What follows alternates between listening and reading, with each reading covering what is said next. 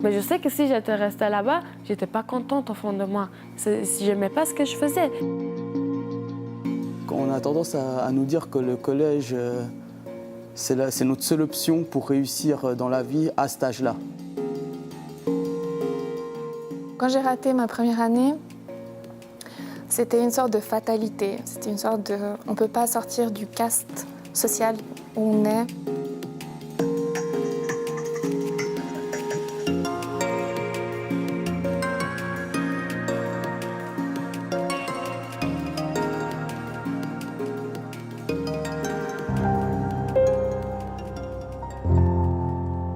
Une fois que j'ai terminé le cycle, j'étais premièrement au collège. J'étais au collège car au cycle d'orientation, on m'a dit que le collège c'était le meilleur endroit où je pouvais aller. Et à part le collège, toutes les autres écoles ne sont pas bien. Donc j'ai été là-bas, mais malheureusement je me suis rendu compte que ce n'était pas pour moi, très vite même. Donc après cela, j'ai décidé d'aller à l'école de commerce, où j'ai fait les 2 premières années en Matu Pro. Et en deuxième année, j'ai malheureusement pas réussi l'année et du coup j'ai redoublé, mais ils m'ont mis en CFC d'employé de commerce. J'ai réussi le CFC, mais je ne savais toujours pas quoi faire et je me rappelle en troisième année à l'école de commerce, j'ai fait une visite aux Cités des métiers à Palexpo où il y avait justement ce stand de l'école hôtelière de Genève. Et ça m'a plu et du coup j'ai décidé de poursuivre mes études dans l'hôtellerie. Mais malheureusement après ces 3 ans et demi, je me suis rendu compte que l'hôtellerie n'était pas vraiment fait pour moi. Et du coup j'ai décidé aujourd'hui donc de continuer mes études mais à temps partiel à l'Haute École de gestion. J'ai commencé en fait à l'école des Paquis. J'ai débuté avec un semestre en retard parce qu'on était des sans-papiers, c'était un petit peu difficile, etc. Je me rappelle que c'était compliqué, je ne comprenais rien au départ. Et puis, une fois qu'on a régularisé notre situation, j'ai continué en fait l'école à l'école de Châtelaine. J'ai poursuivi au cycle, ensuite au collège. Et là, au collège, au départ, j'étais dans une classe normale. Et entre deux, j'ai fait une demande pour passer en bilingue anglais. Et j'ai continué ainsi après l'université. Donc la première année de médecine, je l'ai loupée, comme 85% des gens.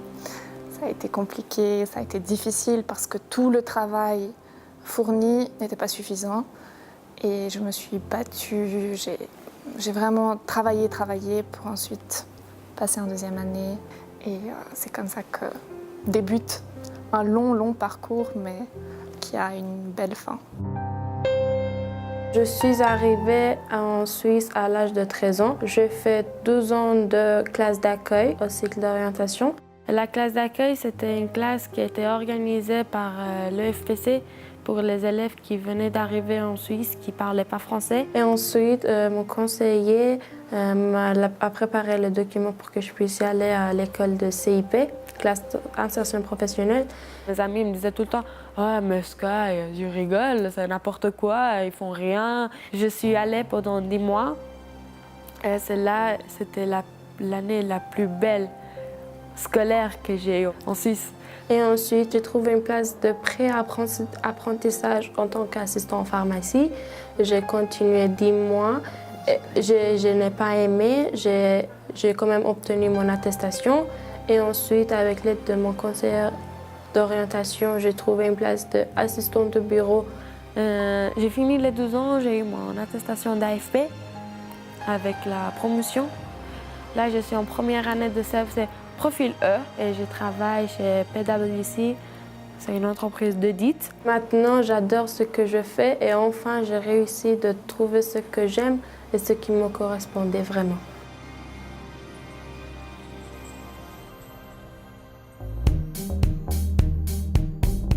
Quand on est jeune, on se pose beaucoup de questions. Et le fait d'avoir un adulte qui comprend le système, parce que les parents, ils viennent d'ailleurs, ou bien souvent, on ne sait pas tout. Donc je pense que c'est un moment clé pour me rassurer dans mes démarches et vraiment aussi m'expliquer quelle peut être la voie qui sera la plus facile pour moi par la suite. Donc pour moi, c'était super important d'avoir quelqu'un qui est à l'écoute, qui m'explique que à moi de manière personnelle, personnalisée, à ce moment-là, pendant mon adolescence. Et plus on explore et plus on a de cartes en main, c'est plus facile de pouvoir décider un peu pour la suite. Le système en Suisse, peut-être que c'est compliqué, mais il y a des gens qui sont là pour nous expliquer. Il y a des conseillers, il y a le FPC qui est juste là. On peut y aller prendre rendez-vous. Ils sont là, ils discutent avec nous et tout. Et puis ici, à l'EFPC, moi, combien de fois je suis allée, j'ai pris rendez-vous pour avoir un conseiller juste pour qu'il m'explique. Est-ce que c'est faisable?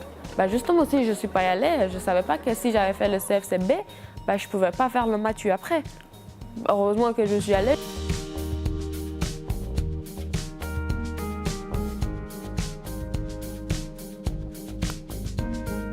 Le système scolaire en Suisse est excellent dans les opportunités.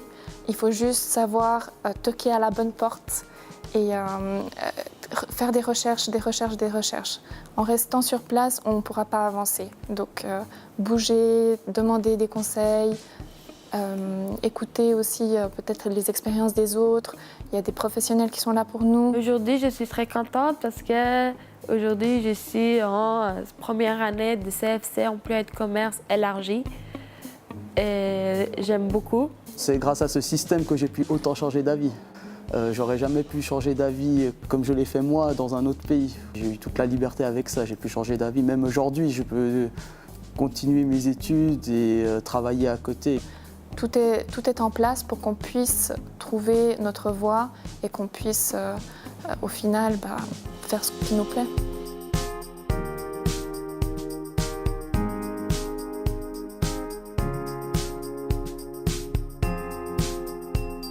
Mon but professionnel maintenant, c'est j'aimerais devenir avocate plus tard.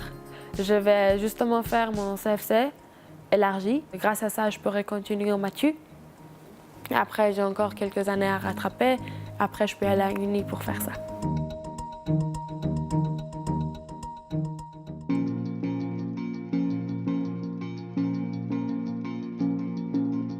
Quand j'ai doublé ma deuxième année en MATU et que je me suis retrouvé en deuxième année en CFC, là, je voulais absolument réussir le CFC. J'avais aussi, à ce moment-là, j'avais fait 18 ans et j'avais toujours pas de diplôme, on va dire. Donc là, c'était une motivation d'avoir au moins un diplôme et d'avoir quelque chose, une sécurité au moins. Quand j'ai raté ma première année, c'était une sorte de fatalité. C'était une sorte de... On ne peut pas sortir du caste social où on est. Mes parents n'ont pas pu poursuivre leurs études. C'était comme si j'héritais de toutes ces souffrances et toutes ces injustices, etc.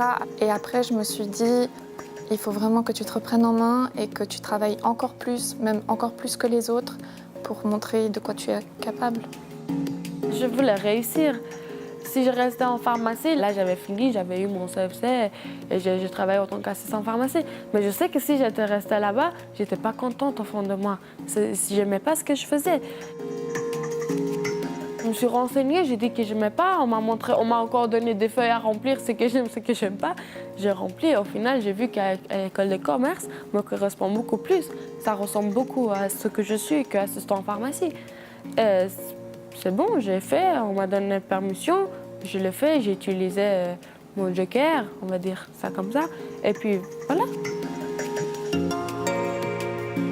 Le système est là et ceux qui veulent saisir leur chance, ils ont toute la possibilité de le faire. Oui, c'est bien d'avoir un bon statut, oui, c'est bien qu'on est bien payé, mais si après, si on n'est pas heureuse, ce sera cool, mais pas plus que ça. Parce qu'au final, au fond de toi, tu sais que tu n'es pas heureuse. Changer de voie, c'est pas un échec. C'est de loin pas un échec. C'est juste se rendre compte que l'on n'est pas fait pour un certain domaine. Peut-être qu'on ne sait pas pourquoi on est fait et on va essayer. Peut-être on se dit, je vais me lancer là-dedans et peut-être ça va me plaire et peut-être pas. Et puis peut-être je vais encore changer ma voie. En tout cas, ce qui serait un échec, c'est réussir quelque chose, mais au plus tard, on n'est pas content.